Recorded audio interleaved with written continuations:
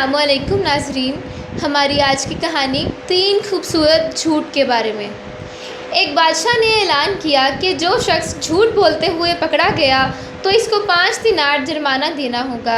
हर शख्स दूसरे लोगों के सामने भी झूठ बोलने से डरने लगा कि कहीं झूठ बोलते हुए पकड़ा गया तो जुर्माना ना हो जाए।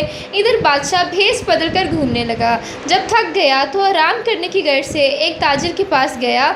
इसने इनको चाय पिलाई। बादशाह ने पूछा, तुम्हारी उम्र कितनी है? कहा 20 साल। तुम्हारी दौलत कितनी है?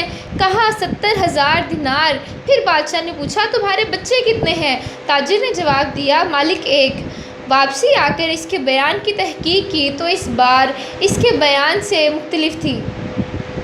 बादशाह ने इसको अपने दरबार में हाजिर किया और वही 3 सवाल दोहराए। इसने फिर वही जवाबात दिए। बादशाह ने वज़ीर से कहा, इस पर 15 दिनार जुर्माना आयद कर दो।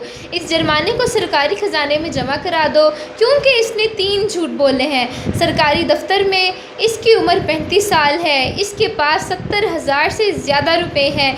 इसके 5 बेटे हैं। ताजिर ने कहा कि 20 साल यही इज़्ज़त और झूठ से बचकर गुजारे हैं। मैं इन्हीं को अपनी उम्र समझता हूँ।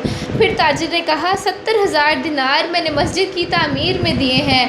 मैं इन्हीं को अपनी दौलत समझता हूँ। और 4 बेटे मेरे नालायक और 1 लायक है। इनमें से एक बच्चा अच्छा है, इसी को मैं अपना बेटा समझता हूँ। बादशाह ने ये सुनकर जुर्माना वापस लेने का हुक्म दिया और कहा, हमें तुम्हारा जवाब अच्छा लगा और हकीकत यही है कि वो दौलत और औलाद बेहतर है जो बुराई से बचाए।